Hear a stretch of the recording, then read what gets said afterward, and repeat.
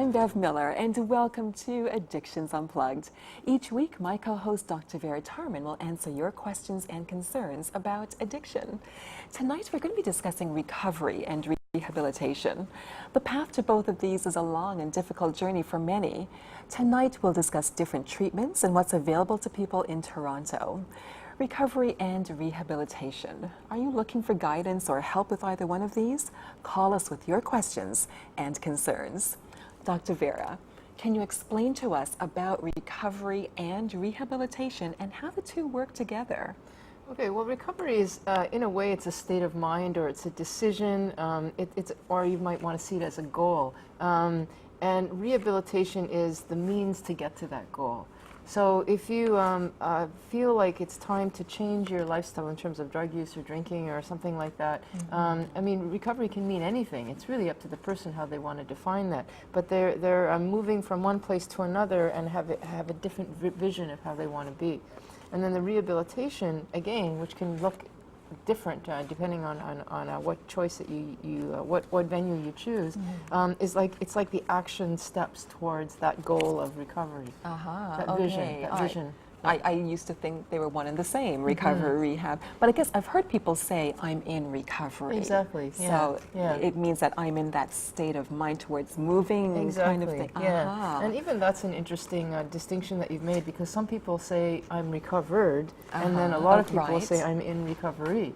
And in a way, that's a bit of a controversy there, because can you ever be fully recovered? Well, that's the whole question. That's the whole question. And on that level, it depends on how you define addiction, because some people will say that you can never be fully recovered, so you have to say you're in recovery, and others will say, no, this is something that you can actually recover from and then move from and lead a normal life afterwards, even to the point where you may even be able to pick up the substance, let's say if you're an alcoholic, and drink again, but moderately.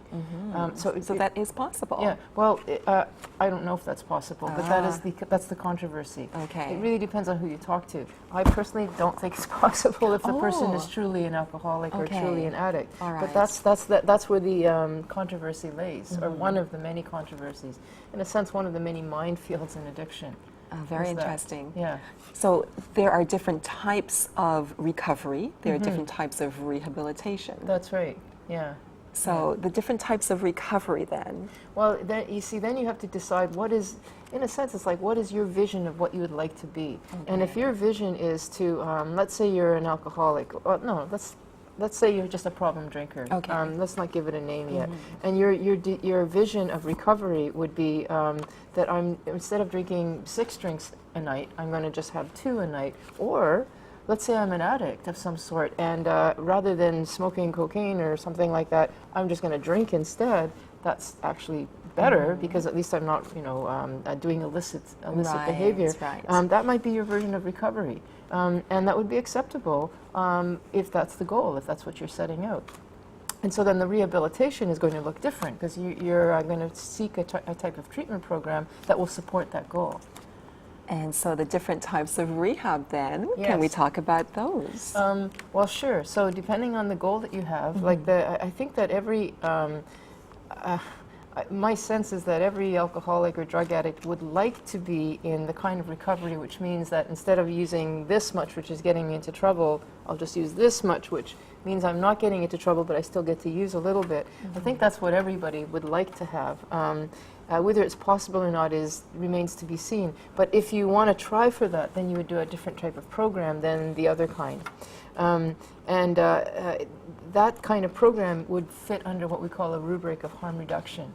And harm reduction programs, of which there are many in Toronto, would be one where you would go and say, I'm not going to try to be abstinent. I'm just going to try to moderate my use or make it safer. I'm going to reduce the harm of my use. I may even still want to keep using, but I want to use safely. So you have like a program that gives you free needles. Free needles, exactly. Right. Yeah. And I've got to tell you, I don't know about those. Well, from an outsider looking in and thinking, how is that going to help? Because you're imposing the abstinence point of view, which is that abstinence is the best point of view. But if you're trying to take a more, I guess, liberal or moderate approach, where you're just saying, look, my goal is just to make the person, if they want to use, that's their human right. That's their human, dignified decision. We need to honor a person's decision. But we, certainly me as a medical professional, can provide something so that provide an avenue or a venue so that it's safer for you to be able to do that. Okay. So I give you safe needles. In some cases, even I'll give you the drug, but in controlled. I mean, in a sense, that's what the medical marijuana is, really. It's an example of that. That's true. You know, I'm going to give you something, but it's in a very safe context, so I'm reducing the harm. Right. And that would be considered recovery for somebody. Okay. Yeah. Are you in recovery? Are you in rehab? Give us a call and share your story with us tonight. So, you know, just talking about that harm reduction, does that work? Well, it depends on what your goal is. Okay, If your goal is to use in a more safe context, yes, it works. I wish I could remember the program. It's I can't remember right now, but there's a really good one. Hopefully it'll catch in my mind. Okay.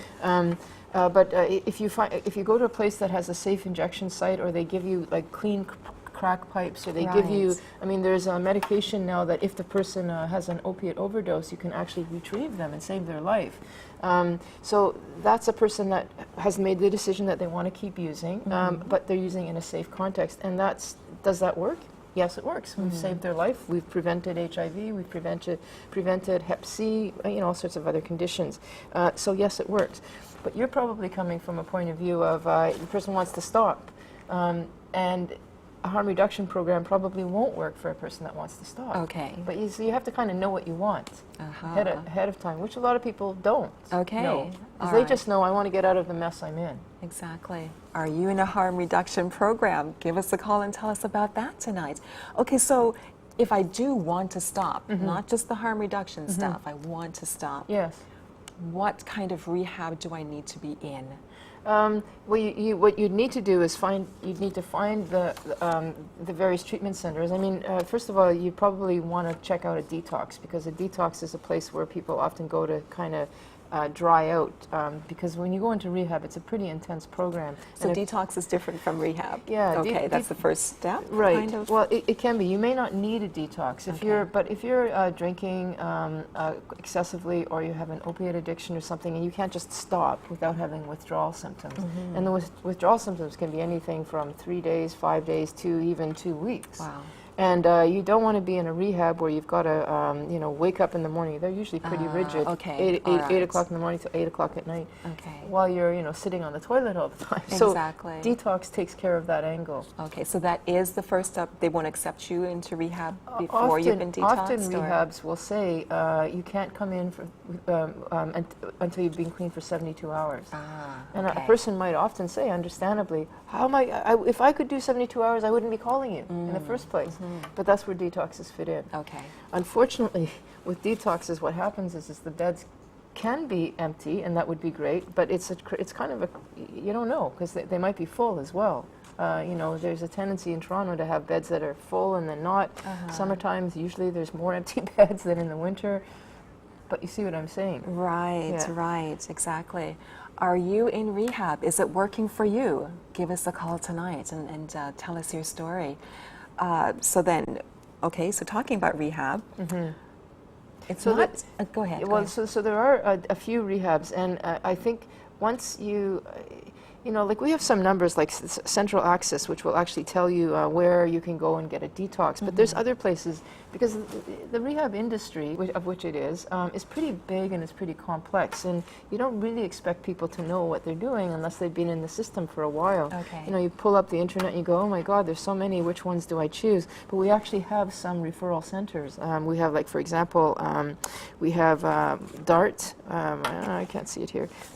We have Mars Metro Addiction Treatment and Referral Service. Okay. Like, these are places where you go and you say, this is my issue, I want harm reduction or I want abstinence, and then they'll help you work that system. Because you have to kind of know what you want. Okay. You don't want to go into a rehab that is proposing one, and in fact you want the other. We do have abstinence-based treatment centers, but you kind of have to know which ones they are. Okay. Yeah. So, don't most people do? Okay, not don't most people, but do most people want to stop? Honestly, I think most people want to stop their miserable life because drug use and alcoholism eventually becomes misery-making. There's no question about that. Absolutely. Some people know intrinsically, intuitively that they have to stop to get out of that mess. But I think probably everybody at some level, at least at this first stages, wants to know, well, do I have to actually stop? Can I just control it better? You know? Because, you know, it's like nobody wants to give up their favorite thing. I guess it's the idea of I want my cake and I'll eat it too. But some people learn more quickly than others. I can't do that. It doesn't work. Exactly. Yeah. Are you in that recovery mode, that recovery frame of mind? Give us a call and let's talk about that. So recovery then, the different types, free, paid? Well, that's another thing. There are some services that are free. Detoxes are free. Well, actually, even detoxes you can pay for too. It's a two-tiered system, really, in Ontario or in Toronto for sure. Do you get more if you pay? If you pay, you get quicker access. Oh, quicker access, okay. Yeah, like I mean, some of the big centers, Renaissance, Bellwood, Homewood, these are the big abstinence-based treatment centers, all have government-funded beds.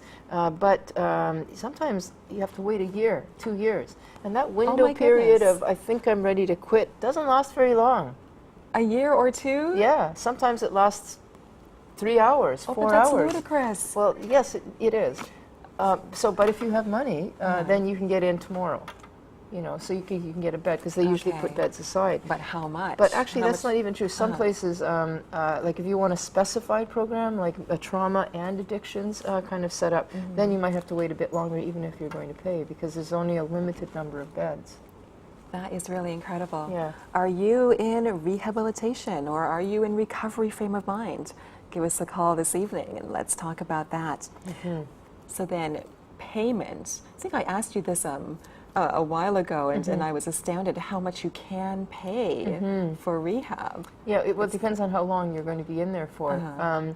I think that probably a structured program, the shortest that I've seen now is about 3 weeks, but you can be in for as long as 10 weeks, 3 months, 6 months, and so then the price goes up. Right. But I think we're looking at, I don't have the figures in front of me, but it's somewhere around 1,800, 20,000, maybe more. Wow. 30,000, depending on how long you're there. That's a lot of money. That's a lot of money. Yes. We've got Raul on the line. Raul, did I say your name right?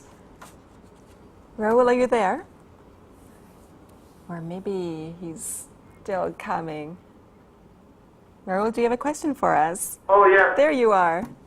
How are you guys? Good, Hello. good. What's your question for us, Raul? Thank you for calling. Doctor, I have a question. You spoke earlier how recovery process can be, I guess let's say, willowed down to an abuser who is now acceptable in the medical eyes to be a steady user, but not as aggressive as they had possibly been in the past. Yeah. And that applies to alcohol and driving. Yes. So for someone who has been perhaps 10 years away from drinking heavily, who was never insured and did not drive, and went through a system of the medical system, and how does that apply now for someone who wants to regain their driver's license and just essentially the identity, and someone who is now a non-citizen and a passive user of the drug? Well, I mean, I'm going to have to be more specific if you don't mind. Are you talking about yourself or somebody that you know who actually lost their license because of drinking? Does that matter? Pardon me? Does that matter? Well, it's just I want to get the scenario. Let's just pretend that's the scenario because it. You know what? I'm going to have to just jump in right here. We've got to go to break, but Raul, stay on the line with us, and we'll talk with you after we come back. We'll be right back with more help on Addictions Unplugged.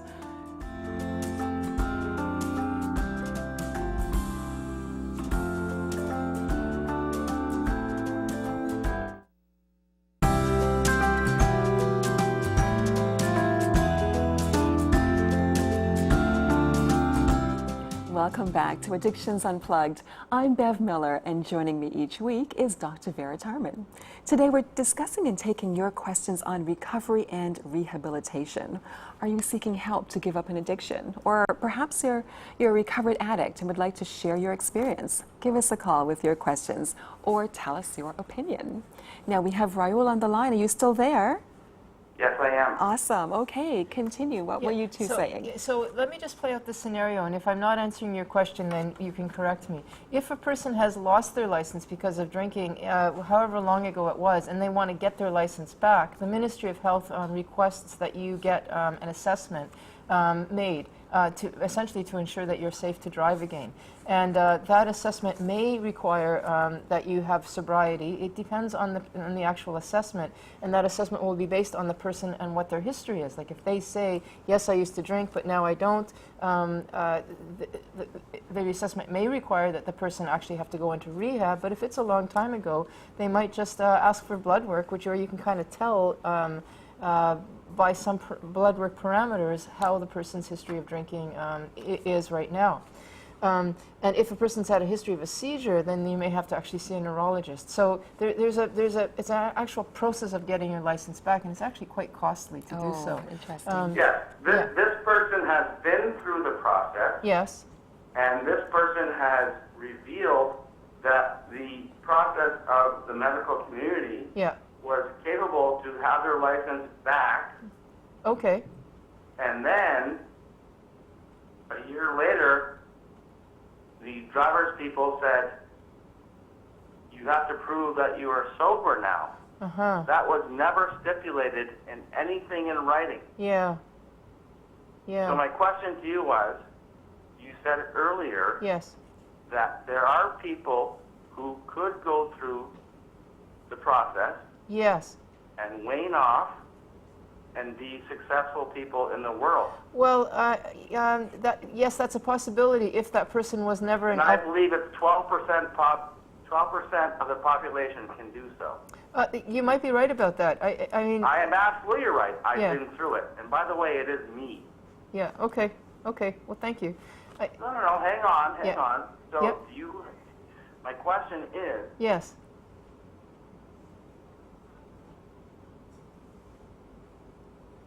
So, you can have, it's quite possible that a person is not an alcoholic, but that they were a problem drinker at one point and they no longer are.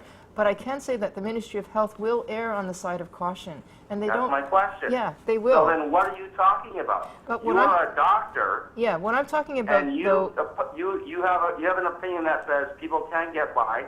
And I know the number is actually 12% because my doctor said so. Yes, yes. So my question to you is, will your thinking be applied to someone who cares to have a driver's license, who doesn't do that anymore, who still has to go through a test and be completely clean of alcohol 12 years later just to get a driver's license? It's got nothing actually to do with necessarily with the doctor's opinion. The doctor who does the assessment is just one contributing factor, but the actual decision is made by the Ministry of Health, which has another bank of doctors that are looking at it. I can appreciate that it can be frustrating, but that is, it's kind of out of our hands. We do what we can. You're right, not everybody has a problem, but it's in the Ministry of Health's hands. They will always err on the side of caution. Okay. Raul, thank you so much for your call. Thank you for watching the show this evening. Are you in recovery mode? Are you in rehab? Do you want to share your story with us tonight? So, going back to rehab, well, actually, fast forwarding a little bit. Yeah. Or perhaps it's not even fast forwarding. Before rehab can even, get going, before recovery even, interventions. We've heard stories about people, gathering the family together and all of that and posing an intervention. Do those work? Well, that's a good question, whether they work or not. I used to think that they didn't work because there's a sort of understanding in the addictions community that you really have to want to stop, because it's Yeah. really hard to stop when you don't Right. want to stop. Right. And people often, there's a part of them that doesn't really want to stop, but they have to be what we call hitting bottom. They have to be hurting more than their want to stop. Or that they're still wanting to use. And if they haven't heard enough, they're going to keep thinking, is there some way that I can still keep using? So an intervention is an imposition by, you want me to stop, but I don't know if I want to stop. Exactly. Or, you know, the Ministry of Health wants me to stop, but I don't know if I want to stop, or the Ministry of Transportation, rather. So I used to think they're kind of useless, but actually, in my experience, especially at Renaissance, where I see a lot of people who are there because they have to, because of they want their license back, or they want their job back, or they want to keep their wife. And I thought to myself, there's no way, this person isn't interested. But 3 weeks later, after they've heard everything, they've learned things, they've heard the counselors talking, they do a turnaround. So I actually think that it's worth it if you can. It's certainly not as good as somebody who comes and knocks on the door and says, I'm ready to stop. Okay. But I wouldn't say don't do it. Right. Yeah. Okay. And they can be costly too. Right. Do it, but maybe not with the expectation that it's going to Yeah, work. yeah. This- I mean, I've seen people where they will put their house on the market. Like no, they'll get a mortgage so that they can put their kid into a rehab because they're sure this is going to do it. Wow. And I don't know about that. Okay. Because All right. Well, we've got Craig on the line. Craig, are you there? Hi, I am. How are Hi. you? Well, Okay. what's your question for us, Craig? Well, I don't have any questions. I was just calling to speak about my personal experience. I have been sober just over a year now. Congratulations. And I didn't go to any treatment program or didn't have any intervention or anything like that, but I just, woke up one day and, decided that drinking and doing cocaine and that lifestyle, I felt bad every time I would do it afterwards. And it's just very easy to get sucked into that cycle because you feel crappy, so you go out, you do it again, you do it again, you do it again. Yeah. But I don't know. I made the decision myself. You know what? I was sober over a year, and then just recently I was on vacation. I'm like, I'm gonna have some fun or whatever. But you know what? After doing that, I just realized, you know what? It really isn't worth it, and you feel so much better afterwards. You're so much more in control of your life, which gives you a certain kind of high that you don't get from drugs. from anything else, right? Yeah. So And I just want to let other people know that I'm young. I'm under 30 years old. That you can do it. You gotta have the want and desire inside. But there's tons of programs that are out there. I didn't use any personally, but I know my friends that have used lots and tons of them. And so Craig, there's still life to live after. Craig, can I ask you a question?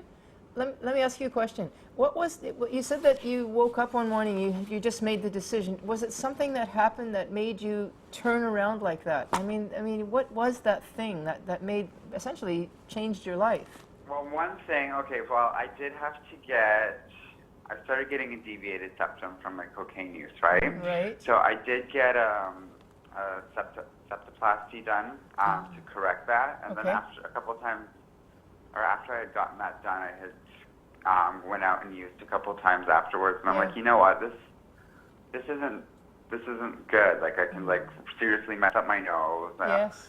I got strep throat and had to go into heavy antibiotics, and that's basically what stopped me from drinking. And then I'm like, I tried to quit doing cocaine I tried to quit doing cocaine, but continued to drink, and it would always come back into my life, and I'd always beat myself up for it afterwards. And I'm like, why don't I try something new? Right. Why don't I quit drinking? Then I'm not going to put myself into a situation, because for me with drinking, it would make it so much easier to twist my arm, you know what I mean? I'd throw all my inhibitions out the window. Right. I'm like, sure, let's do this, let's do that. That's what happens. Alcohol's a great gateway drug, For me, it's, I don't know. Like I said, I did go on vacation and for 2 months, and I was traveling in Central America, and I did experiment again down there, but coming back to the city, I went out once here, and I'm like, you know what, this Yeah. is not a lifestyle I want to live, and I have so many Right. things I want to do with my life and Yeah. goals with my life. And So you made the choice actually that you could stop, and you did stop. exactly, Yeah. and that's what I find is that's great. that's so empowering. That if you make that decision, Yes. any decision you make in your life, you Yes. can accomplish it. Yes. All the power is within yourself. For sure. Wow. Now you know one of the That's things. powerful, Craig. Yeah, it is really, it's really powerful, and I'm really glad that you did it at your age, because you said you're under 30. One of the things that happens, though, if a person, I don't know if it would be Craig's story, but if a person continues to use, or if Craig had relapsed and went back to using, is eventually that decision becomes harder and harder to impose. Right. And it's actually my experience that what happens is that people, they get their first one pretty easy, their first sobriety, and then when they relapse, it's a little harder to get back on the wagon. And then if they relapse again, it gets even harder, and it's it just gets really hard. It's part of the addictive development. Right. That addiction is a chronic progressive disease, and there comes a point when a person says, I can't, I want to stop, but I just can't. But it is my experience that if you get it the first time and stay, it's not that hard compared to later on. Fantastic. So Craig, stay on the wagon. You're doing great. Craig, good for you. Thank you so much for calling, Craig. Do you have a story of recovery or of rehabilitation? Give us a call tonight and share your story with us. We've got William on the line. William, are you there? Yes, I am. Thank you. Awesome. What's your question or your story? I guess my story is, I'm a 50-year-old man and pretty successful, but I drink quite a lot. I can drink anywhere from 2 to 3 bottles of wine a night. My job has a lot of high pressure behind it, and I've gotten to a point where I know it's bad for me. I know it's hurting me. It's started to erode my life, but I'm a little unsure where I can go to be honest with people and not have it collapse my life around me. Okay. Well, William, are you at a stage where you want to stop, or are you at a stage where you want to see if you can control your use? Because that's 2 different venues. I agree with you that I wish in a perfect world I could stop, but I know that I can't. But I would love to be able to reduce my usage of alcohol. Okay. Okay. And eventually get to a point where I could stop. Okay. Well, I'm not sure that would work. But can I just suggest to you that if you're asking for where you could go, excuse me, a place like CAMH has actual programs. Like you would just call CAMH and ask for the substance abuse program. And say that you want to speak with the people who have I don't remember what the actual name of the clinic is, but they'll teach you how to drink moderately, or that's the program. You go in there, it's an outpatient once or twice a week. You go and you say, I drink 3 bottles of wine. I want to get down to 1 bottle of wine, and then they'll actually help work you through that. I don't know if you can say I want to taper down to stop, but you can try that too. But the other thing, William, is you said that I really want to address is you said, I don't think I can stop. And there are programs that will help you stop. And they are quite effective if you're willing to go for that. But it's a commitment. That's excellent. And William, I think that's really wonderful that he's cognizant of the fact that right now, you know what, I can't stop, but I sure want to decrease. If one thing I could suggest, I don't know if you've gone to any 12-step meetings like an AA meeting, but you don't have to. You can just say, I'm going just to check it out. I don't know if I want to stop or not. I just want to hear. And what you'll do is, they have open meetings and closed meetings. And if you go into what's called an open meeting, you are in no way committing yourself to saying you're an alcoholic. You are just a member of the public checking it out. And then you'll hear people talk about how they did stop and how they did it. Just because it'll give you hope, because it sounds like you don't know that that's a possibility. You have a whole avenue of or plethora of options here, and I'm glad you called because there's already 2 that I can tell you about. Fantastic. CAMH and AA, or Renaissance is a 12-step program, an abstinence-based program, which will help you stop. Great. Yeah. William, does that answer your question? Yes. Thank you very much, ladies. Excellent. And I salute you. This is the first time I saw you on TV, and I called into you, and I appreciate your help. It means a lot to me. Thank you so much. Awesome. Be encouraged, William. Thank Absolutely. you for the bravery to call. Exactly. That is awesome. Well, do you have a story of recovery? Are you in AA or one of the other 12-step programs and you want to share your story with us? Give us a call. We've got Lorna on the line. Lorna, are you there? Hello? Hi, Lorna. Hi. Hi, good evening. Good evening. To both of you. And to you. What's your The question? question is for the doctor. I have a family member, Yes, 37 years old, yes. who has been addicted to crack cocaine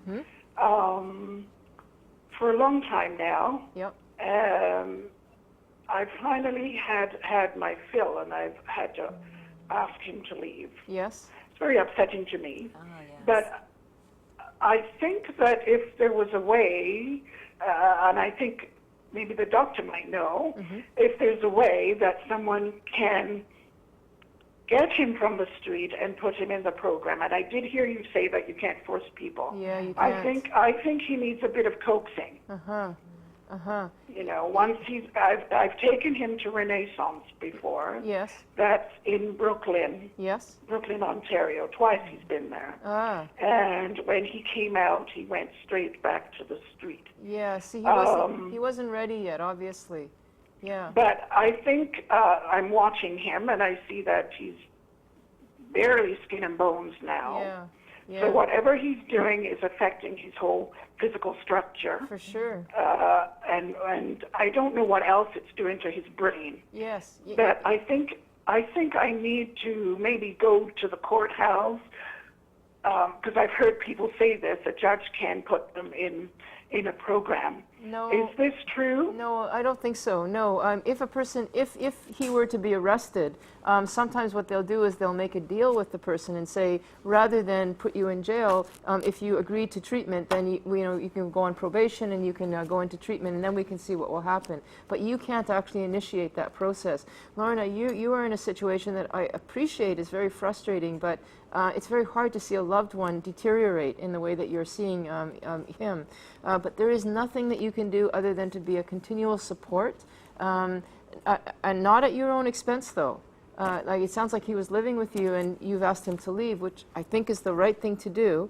But you want to be a support, remind him that there is hope, and then you have to let go and just let him come to that place himself.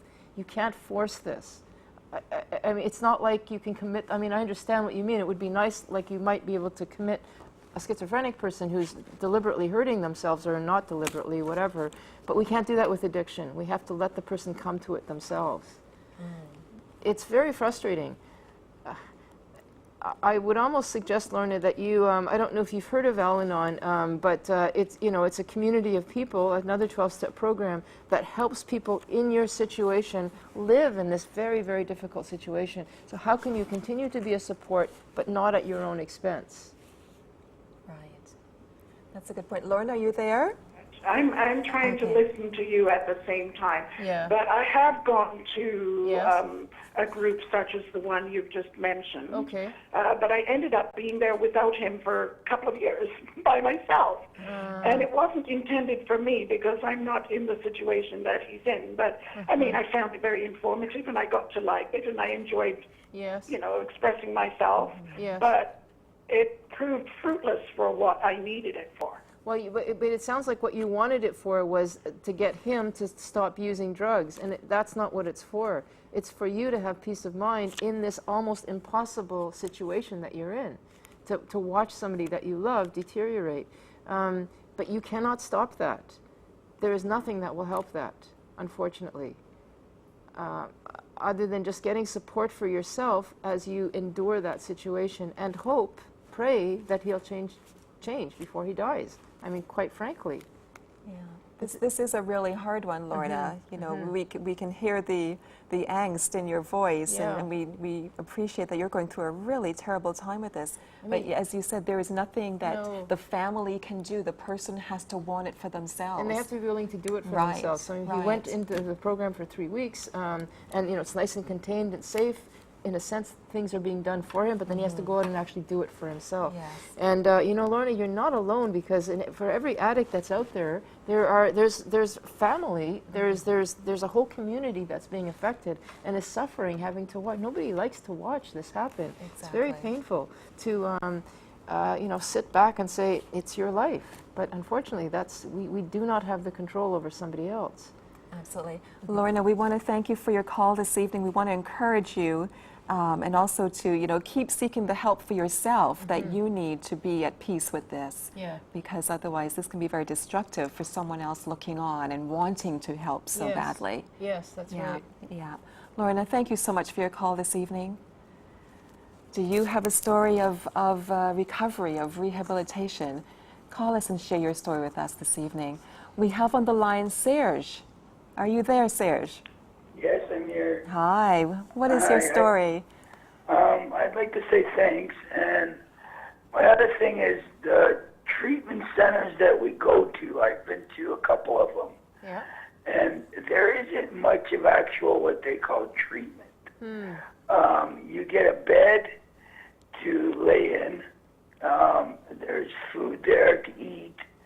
And there's a table to sit around and talk. Towards actual treatment, I mean, to sit at a table and for everybody to say, well, yes, I have a problem. I mean, we all know that before we went there, you would think. But I don't see, where you're getting an actual treatment for the problem you're there for. Yeah. I'm an opiates user. I've gone there. And after, 7, 8, 10 days, I kicked myself in the butt back out of there because I've been sick for so long at the toilet, and I just say to myself, I've had enough. Yeah. And I end up leaving. Yeah. A few years goes by, and I go back, Yeah. and it's been a revolving door. Well, okay, so Serge, let me just say, I mean, it sounds like you probably should have gone to detox before you went into rehab, because if you're still on the toilet stage, you're too sick to be able to take part in any kind of treatment. But you're right, there are there are different types of treatment programs. Like there are some that are really posh, and you get to, equine therapy, horse therapy, or I'm being kind of facetious here. That's apparently what they do in the States. If you've got the money, you can do all sorts of different types of treatment. There are some programs that will have trauma therapy. They'll have cognitive therapy. They'll have all sorts of different therapies. And then there's other programs like Renaissance, for example, which is very 12-step based, and they don't have that kind of stuff because that's not their mandate. You have to kind of choose where you're going. But I will say, Serge, that a lot of times people will say that they got their best treatment from their addicts, the people that in their group, because they're actually able to share their own experience from somebody else who's been there too, and you get to say, this is what happened to me, I don't know what to do, and then the next fellow says, that happened to me and this is what I did, and that ends up being just as powerful as anything else. That sounds good. Serge? Yeah, for me, I'm speaking out of my experience. Yes. It just seems like when I've been there, most half of the people there are homeless, and they just keep coming in and out.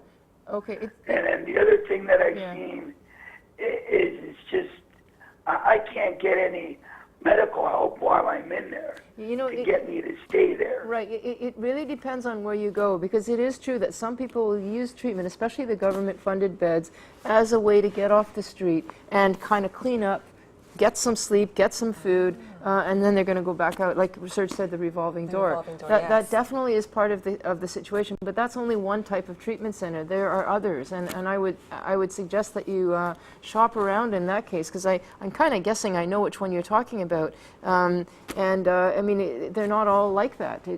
And often what you're describing is more of a detox, which is not treatment.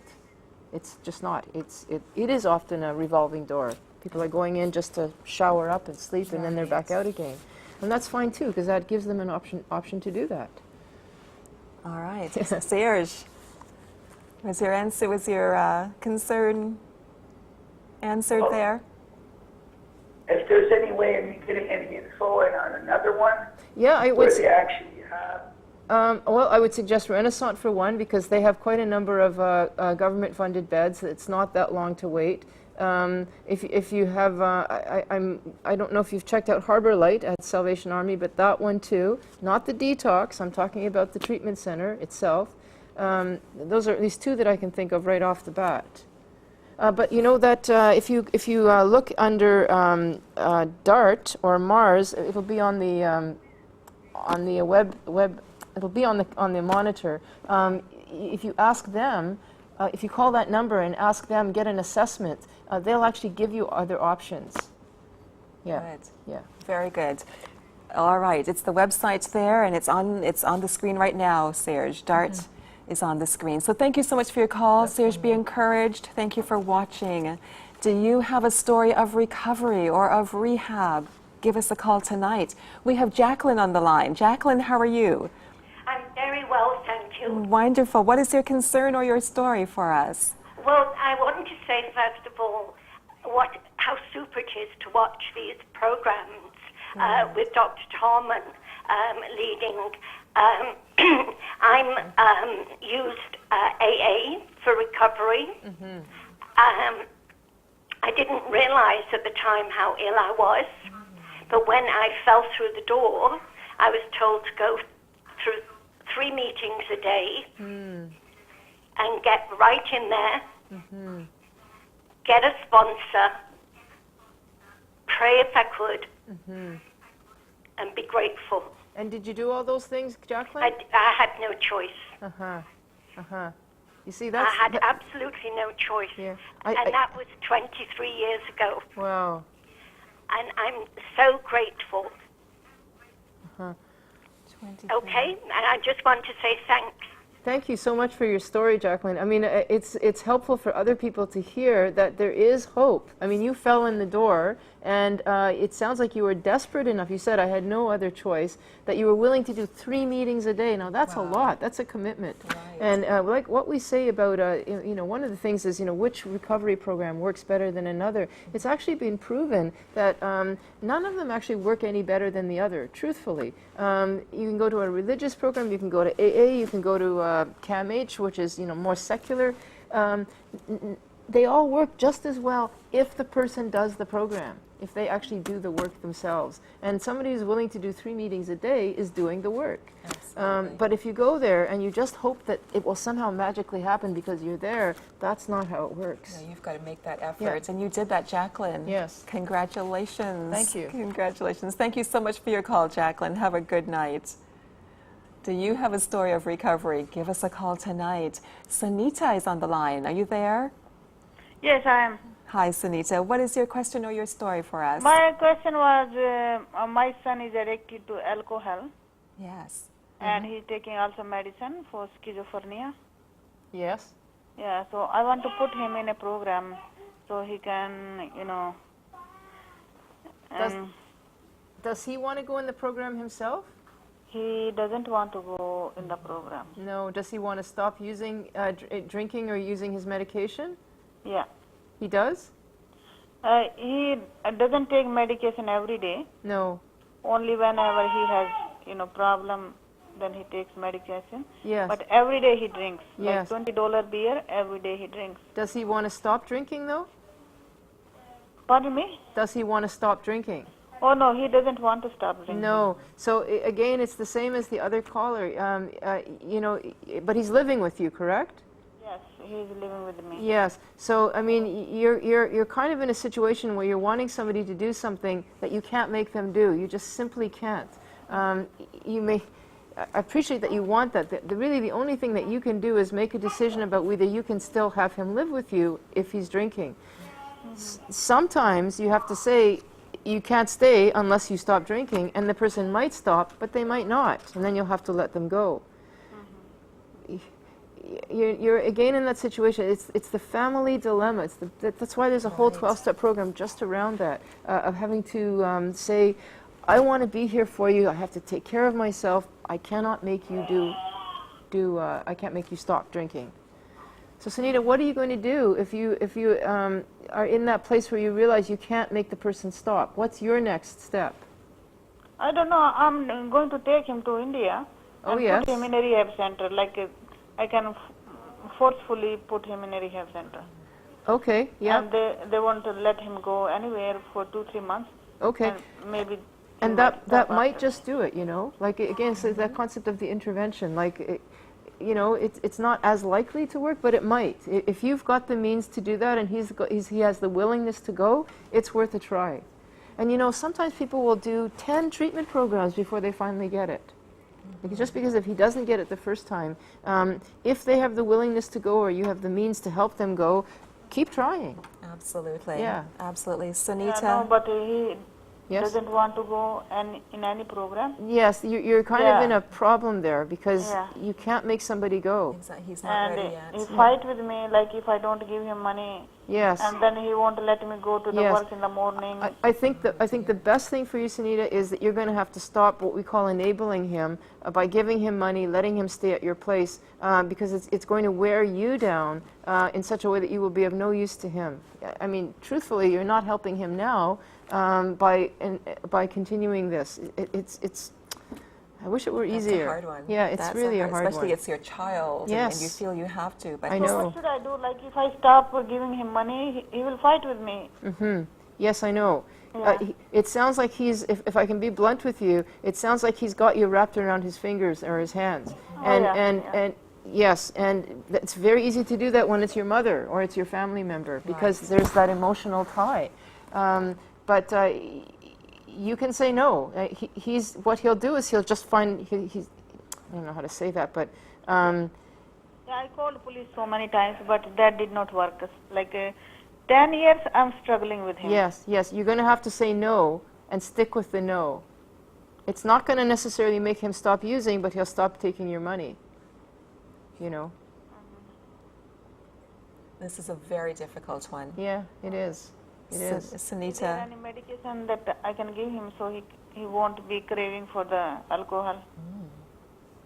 I didn't hear Is that. there any medication that you can give so that he doesn't crave the alcohol? There is some anti-craving medication, but he has to want to stop using. Like the anti-craving medication won't work if he doesn't. It's the same as rehab. None of that stuff works if the person's not willing to use it. If he doesn't really want to stop, he's not going to take the medication. There is stuff that you can do, but they have to be willing. They have to be a willing participant. And it's actually not that helpful. It's helpful to some degree, but what's much more helpful is just the willingness to do 3 meetings a day. Like our previous caller wanted it, so she was willing to do the 3 meetings a day. If you don't want it, you're not even going to be willing to take the medication. Right. Yeah. Right. Sunita, we want to thank you for your call. And we want to just encourage you. That's a very difficult situation that you're in, but thank you so much for watching the show and certainly be encouraged. Well, we do have another caller, but we'll have to get James after the break. But this is a really difficult one. Yeah, it with is. respect to family members wanting Absolutely. to get in there and help, and there's nothing we can do, you're saying. That's right. That's right. Oh boy, we'll be right back after the break with more help on Addictions Unplugged.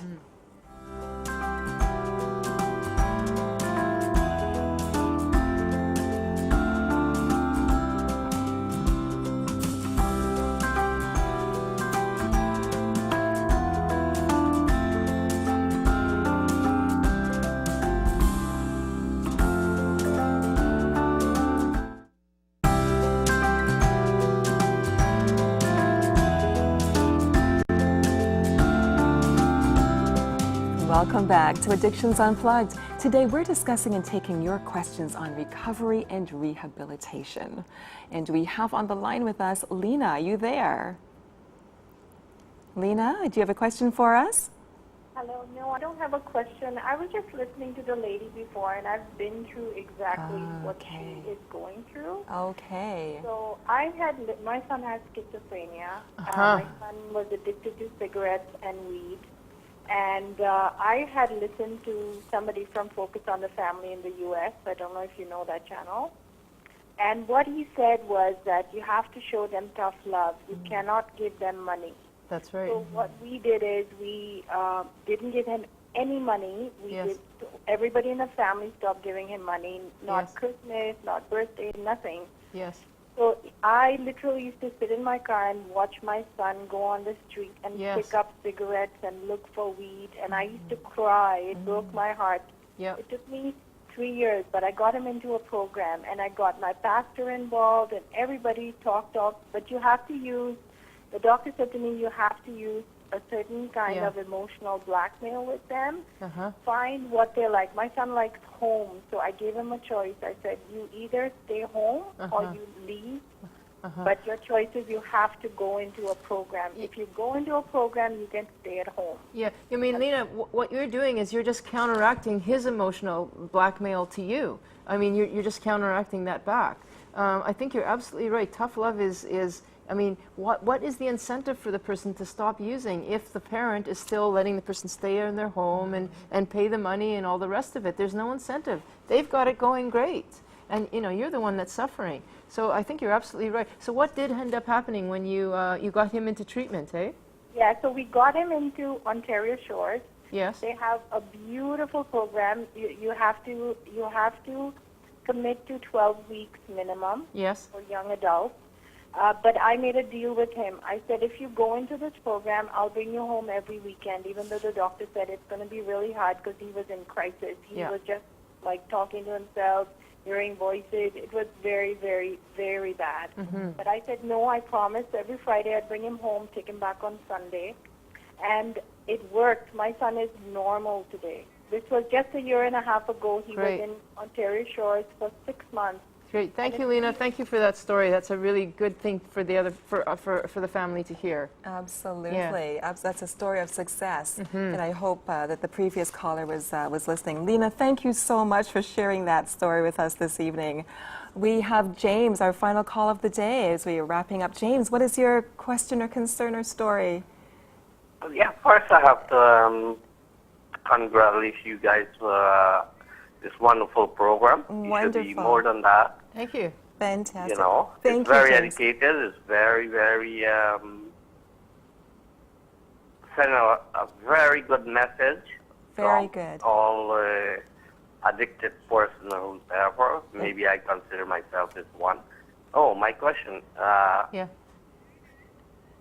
question is, I'm 50 years old, and I went through for the past 3-4 years. I lose my dad, I lose my sister with this, you know. James, we've only got a couple of minutes. Can you get to the question? Because I don't want to have to cut you off. Okay. Yeah, we got 2 minutes for you, James. My question is, like, the only thing that relaxes me, I work 13, 14 hours a day. Yes. Sometimes, depends. And the only thing relaxes me is have a couple of beer in the afternoon. Yep. And every time I find myself having a couple of beer, I'm so free-minded that I always give in to everything. Okay. How can I control that? So if you're only drinking a couple of beer a day and you don't feel like you need to have more than 2 beer a day, for a man, 2 beer a day is actually safe. It's not considered dangerous drinking. It's beyond that, unless you're going to drive. It's when you do more than 3 or 4. But if you find that you want to keep drinking beyond that, then that's where it's a problem. But James, we're going to have to cut you off because it's just about time we want to do that one other question. Right, exactly. James, we just want to thank you for calling. Thanks. And for watching the show. We have one last call. Tony, are you there? Yes, I am. Tony, we've got 1 minute for you. Oh, okay. Well, I was just saying that when I first went into recovery, I've used alcohol and drugs for probably 20 years. Yeah. And when I first went into recovery, I went into rehab, and they kicked me out because I wasn't doing the work. And it was in Homewood in Guelph, and it was Dr. Graham Cunningham, and he was a tough old codger, and he himself was a recovering alcoholic. That's and right. He said, look, we got someone, and you're wasting a bed, get out, do the work or get out. So and I did that just work wasn't for ready. you? But I did go back, and I cleaned up, and I've been sober for over 8 years now. Excellent. So you clearly did the work. I did. Yeah, thank you. That's a great note to end on. That is a wonderful story to end on. Thank you so much, Tony, for sharing that. There is hope. Yeah. People can do this. Yes, it's good to hear some of the messages of hope. Yeah. Absolutely. I remember you and I had talked previously, and you had mentioned that the rate of success for rehab is really quite low. Yeah, it's actually pretty low, and it doesn't really matter what you look at. I know that people have been, especially of late, talking about how AA isn't very, it's only 10% success rate, but that's actually the case for pretty much any treatment. And really the variable that makes the difference is is the person willing to do the 3 meetings a day, willing to go back to Homewood and follow, Dr. Graham Cunningham's suggestions? Are they willing to do the stuff that they got to do? That is the, Exactly. it doesn't matter what it is that they're doing. That's the thing. What's the thing that you like to say before we leave? The power is ours. Take it back. Take it back. All right. Good stuff. Thanks. That's a great show. We're out of time. On behalf of my co-host, Dr. Tarman, and myself, thanks to all of our callers. Thanks for watching the show. We will see you all next week.